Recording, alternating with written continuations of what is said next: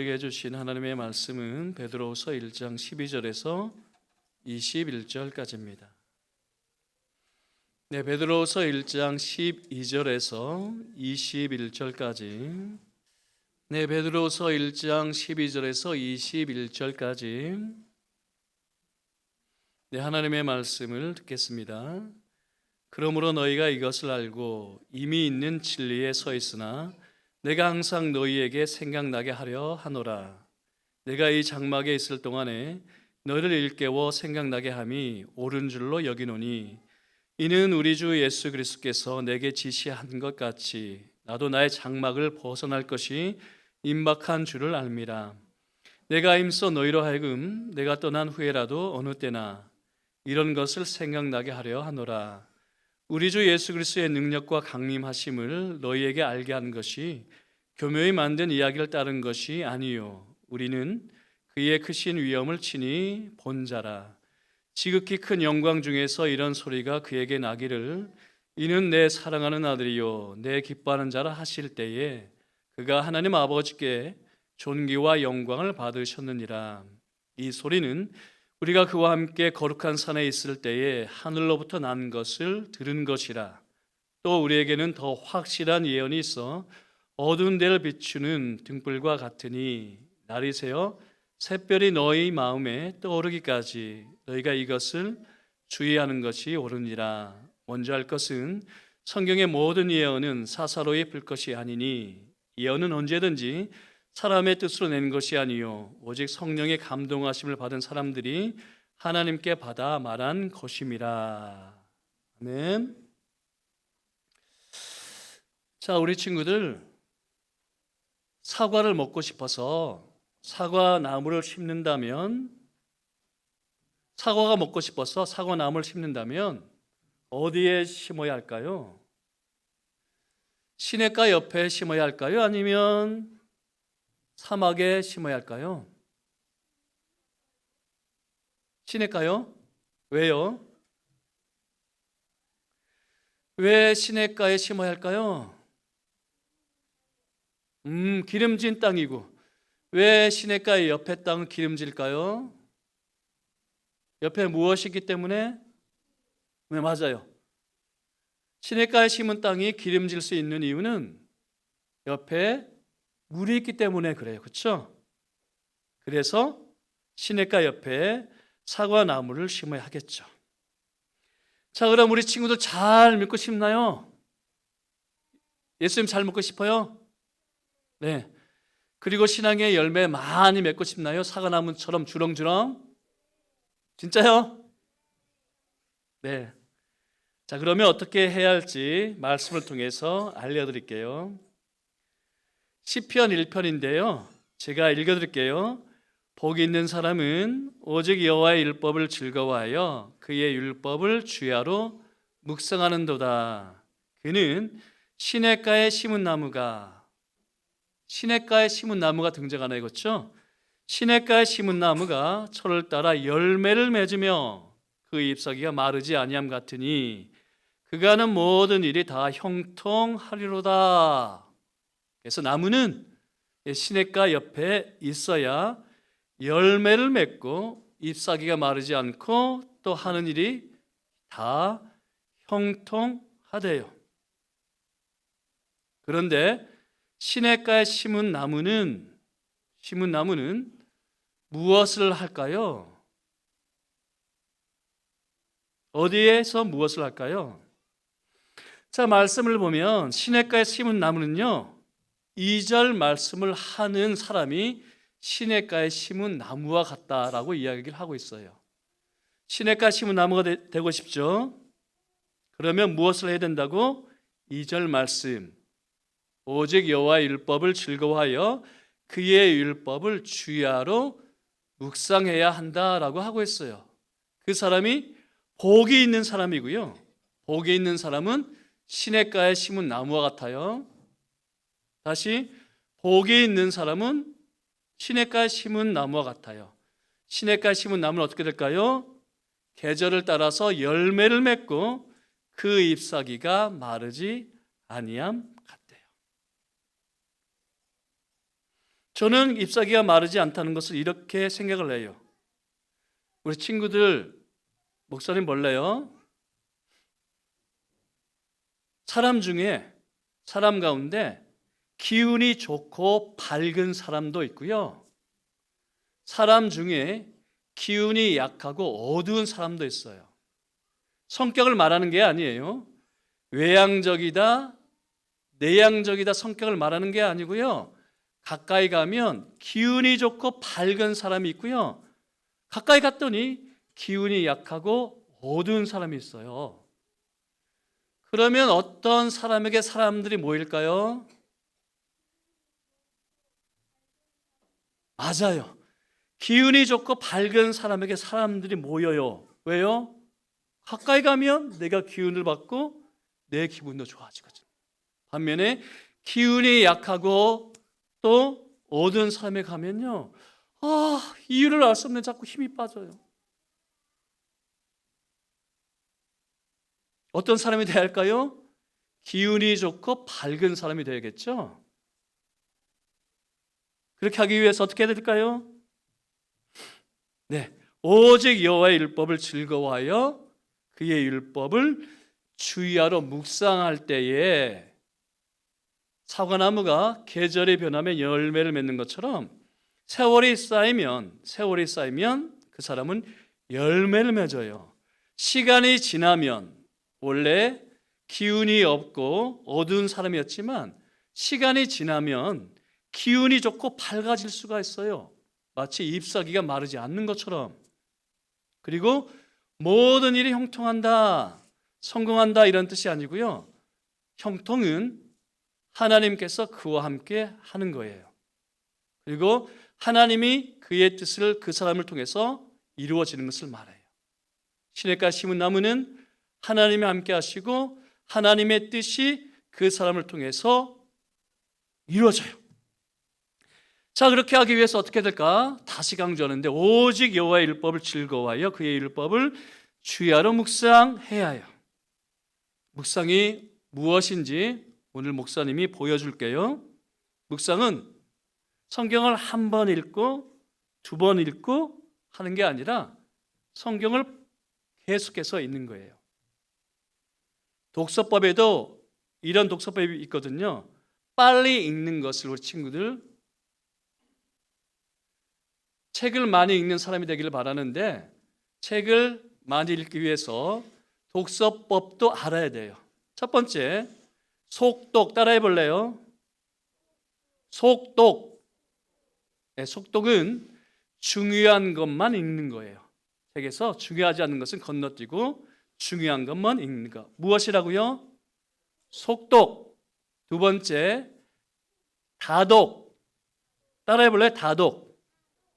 네, 다독은 책을 많이 읽는 거예요. 왜냐하면 이 책에서 말하는 것이 저 책에서 말하지 않는 것을 저 책에서 말할 때가 있거든요. 저 책에서 말하지 않는 것을 이 책에서 말하기 때문에 책을 많이 읽어야 돼요. 무엇이라고요? 다독. 따라해봐요. 다독. 네, 다독. 알겠죠? 그런데 성경은 따라할까요? 정독. 따라해봐요. 다시. 정독. 세종대왕이 즐겼던 독서법이에요. 누가? 세종대왕이. 세종대왕이 좋아했던 독서법 정독. 꼼꼼히 읽는 거예요. 꼼꼼히 읽는 것. 그리고 중요한 문장은 외우는 것. 꼼꼼히 읽고 중요한 문장은 외우는 것. 그게 묵상하고 비슷한데요. 우리 친구들 한번 보세요. 2절 말씀, 오직 여호와의 율법을 즐거워하여 그의 율법을 주야로 묵상하는도다. 그렇게 해야 시냇가에 심은 나무가 될 수 있다고 했어요. 그러면 한 번 읽고 넘어가는 게 아니라 또 읽어요.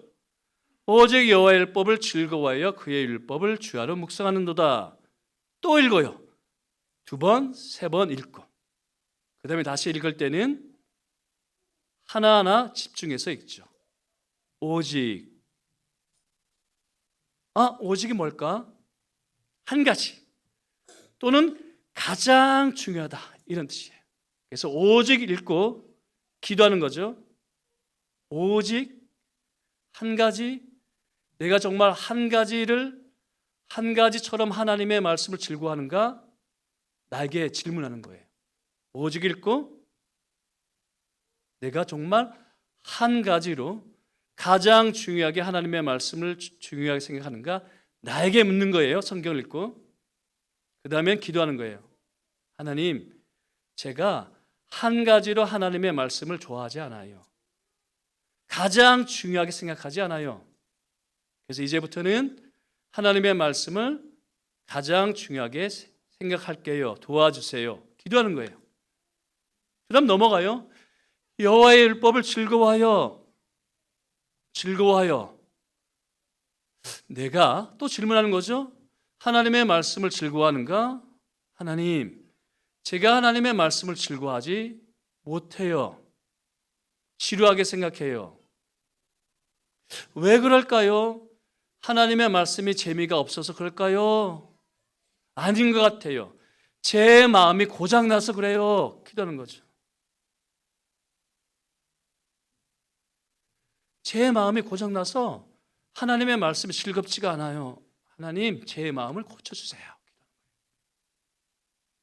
그래서 하나님의 말씀 즐겁게 해주세요. 이렇게 기도하는 거죠. 또 넘어가요. 율법을 주야로 낮과 밤으로 묵상.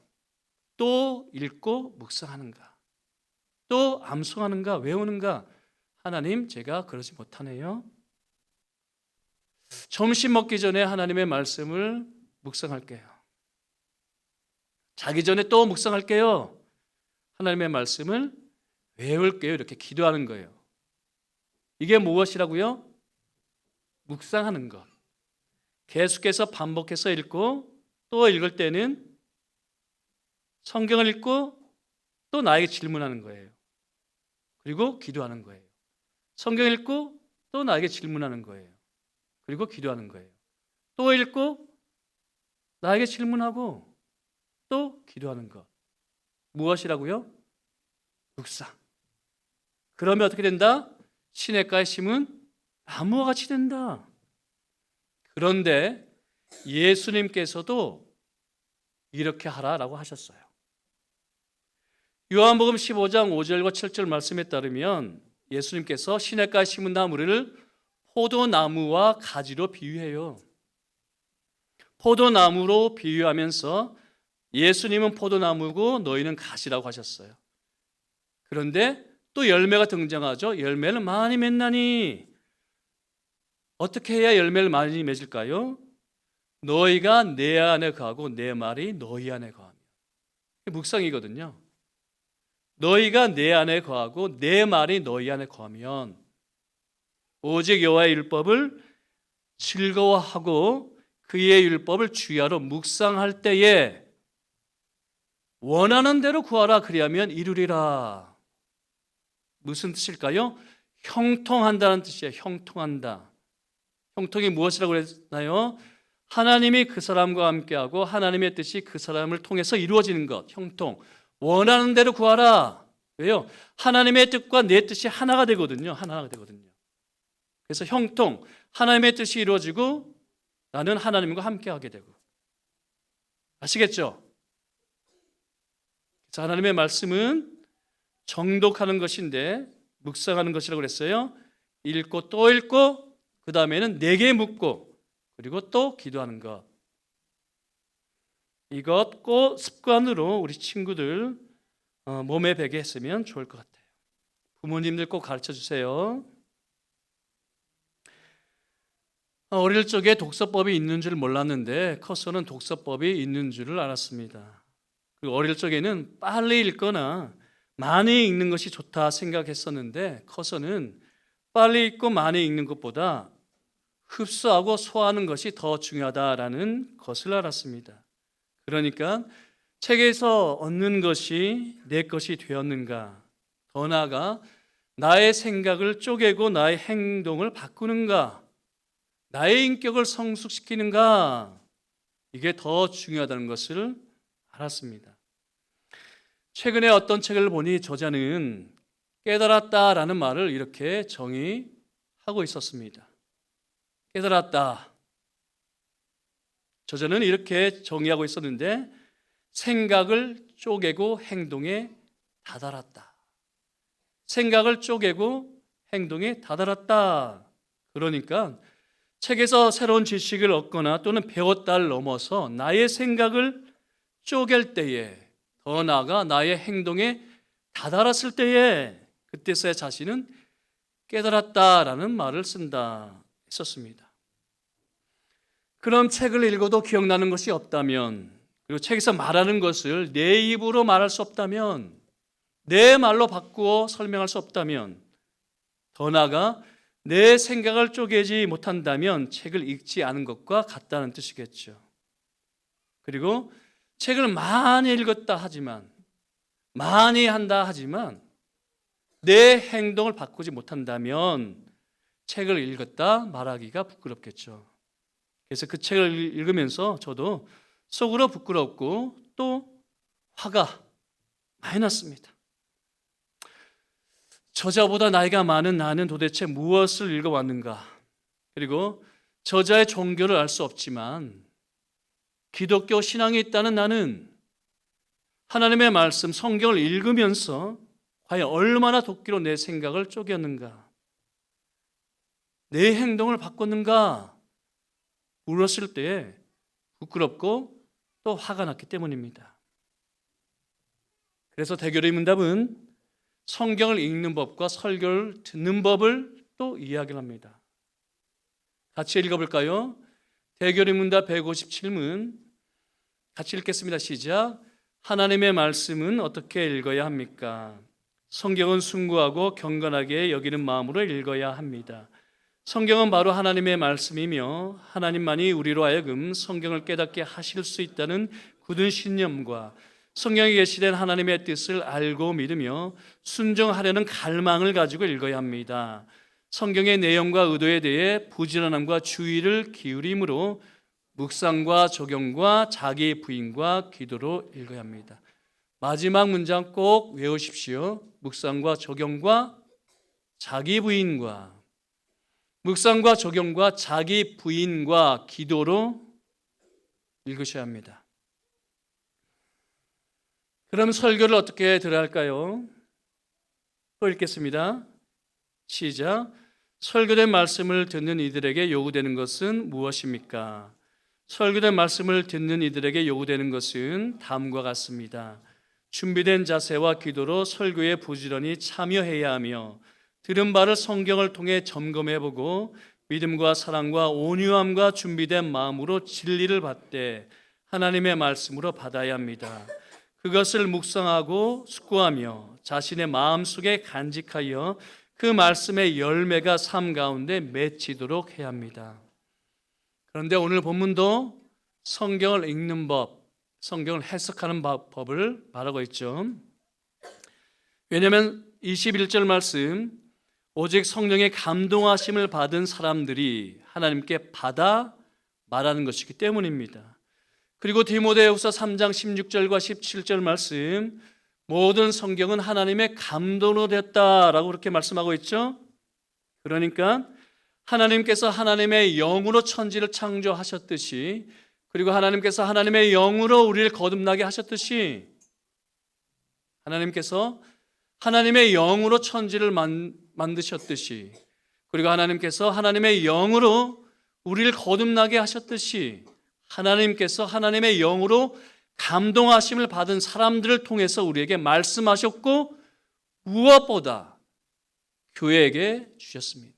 교회에게 주셨습니다.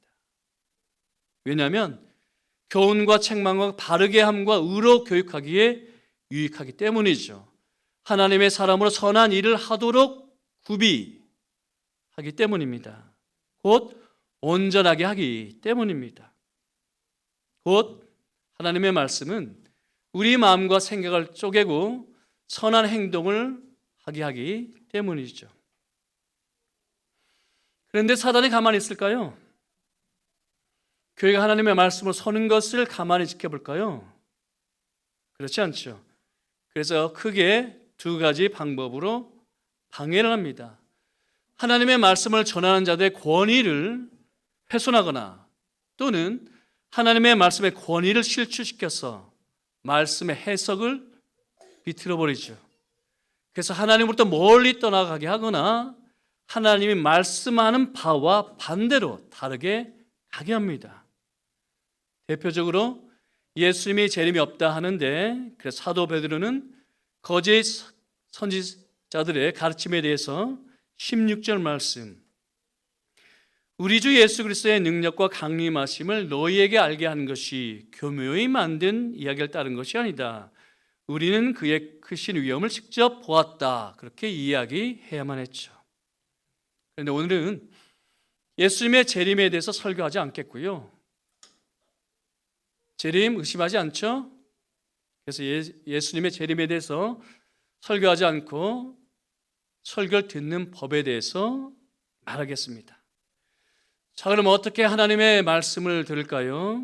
첫째, 체험보다 말씀을 위에 두셔야 합니다. 체험보다 말씀을 위에 두셔야 합니다.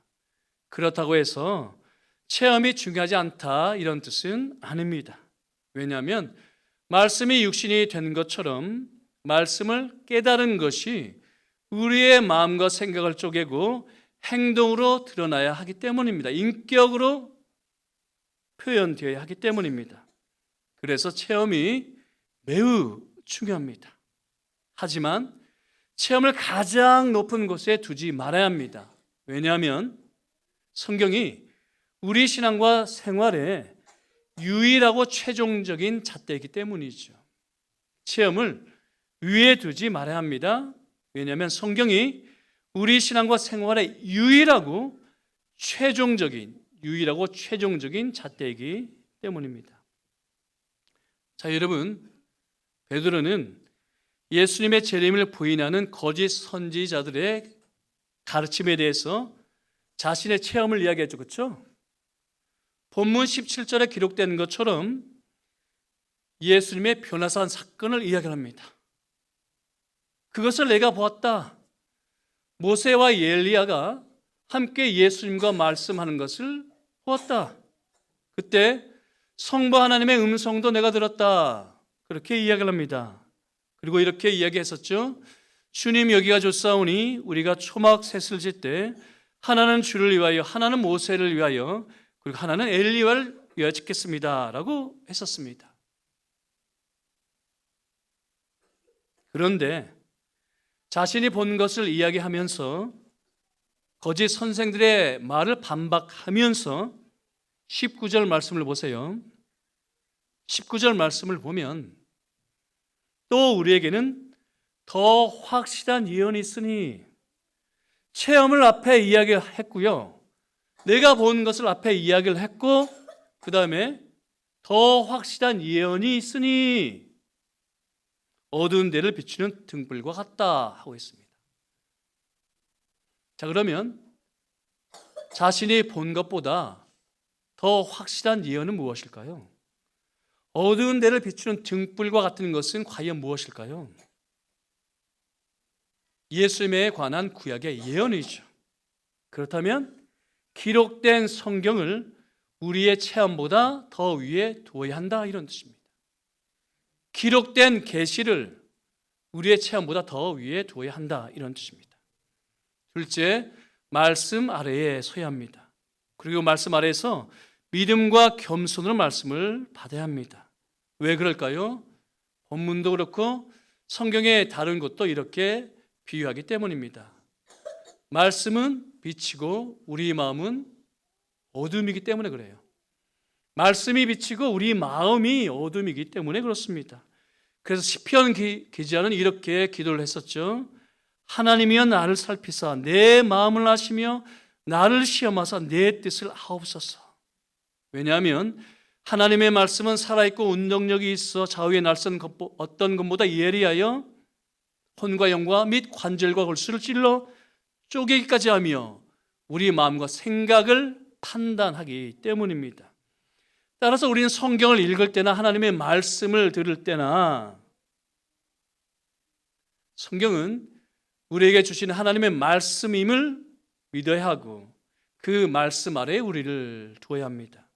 그리고 우리 어두운 마음의 빛을 비추어 우리의 생각과 뜻을 판단하여 주옵소서라고 간구를 해야 하겠죠.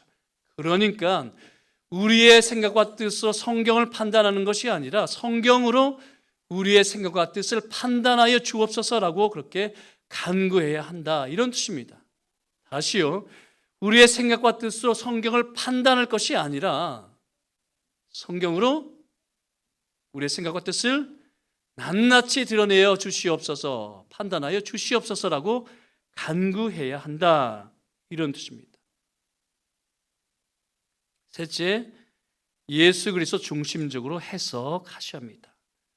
또다시 19절 말씀, 또 우리에게는 더 확실한 예언이 있어 어두운 데를 비추는 등불과 같으니 날이 새어 샛별이 너희 마음에 떠오르기까지 너희가 이것을 주의하는 것이 옳으니라. 여기서 샛별은 이렇게 해석할 수도 있습니다. 짙은 어둠 가운데 새벽별이 떠오르듯이 내 마음 가운데 깨달음이 있을 때까지 주의하라. 내 마음 가운데 각성이 있을 때까지 기다리라. 이렇게 해석할 수도 있습니다.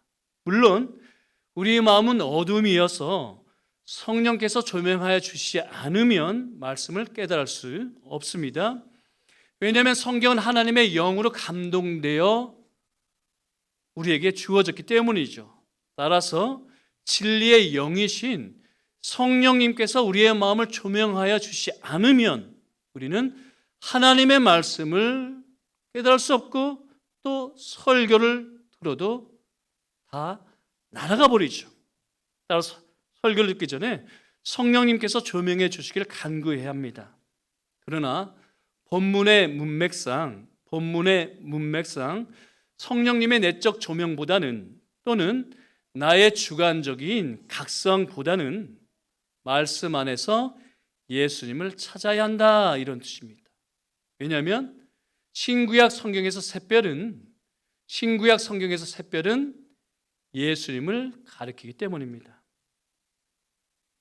민수기 24장 17절 말씀 화면을 보시면서 읽어볼까요? 네, 시작.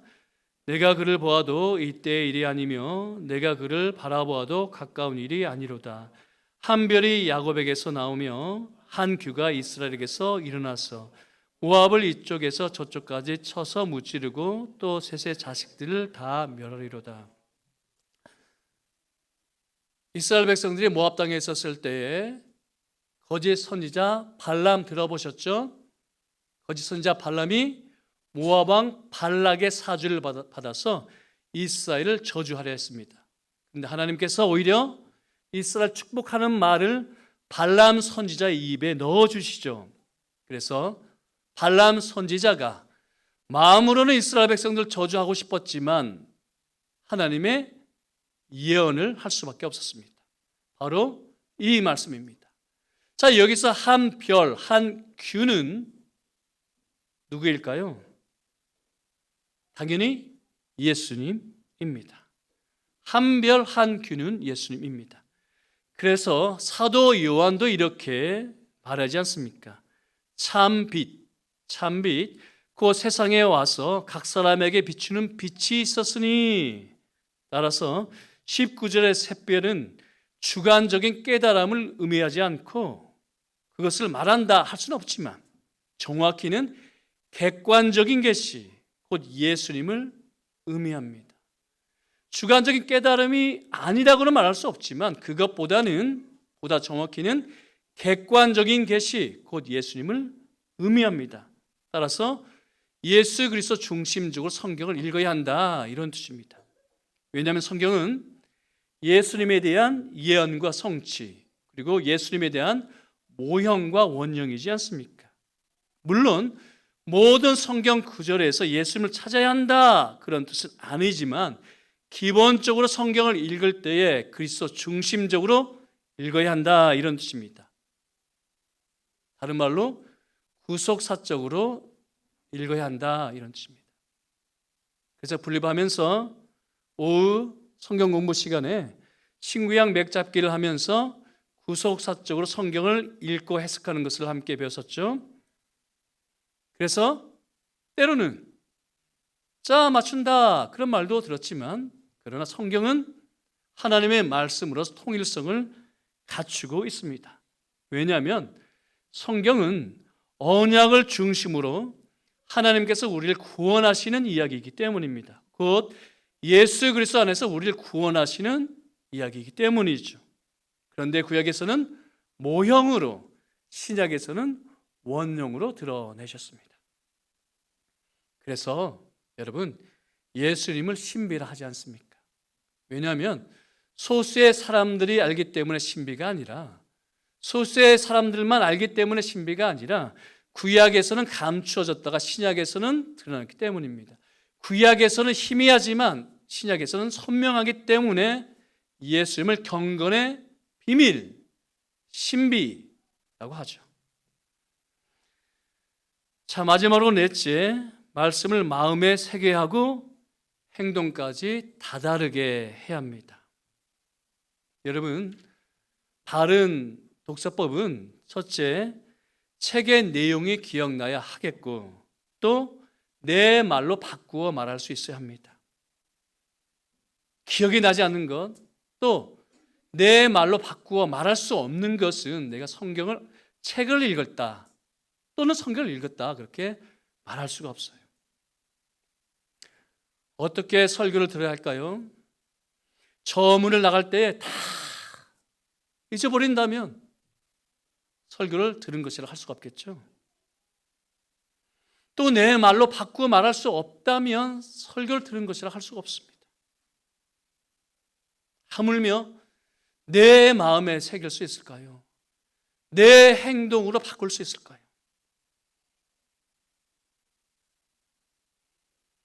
오랜 세월 설교를 들었는데 왜 바뀌지 않을까요? 오랜 세월 설교를 들었는데 왜 이단 사설에 넘어갈까요? 설교를 듣지 않았다 이런 뜻입니다. 설교를 듣지 않았다 이런 뜻이에요.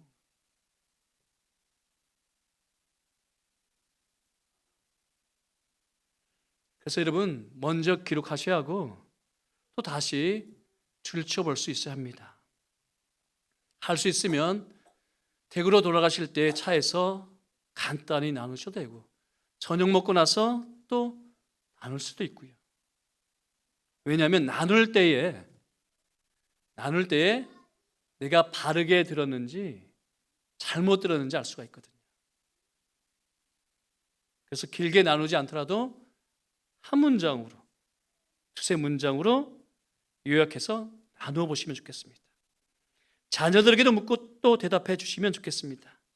그래야 잊지 않을 수 있기 때문입니다. 기억할 수 있기 때문입니다. 더 나아가 중요하다고 여겨지는 성경 구절은 암송을 하셔야 합니다. 왜냐하면 여러분 기억하세요. 마음속에 새기는 것이거든요. 암송은 내 마음에 새기는 것입니다. 그리고 암송된 구절로 기도해 보십시오. 장담하건대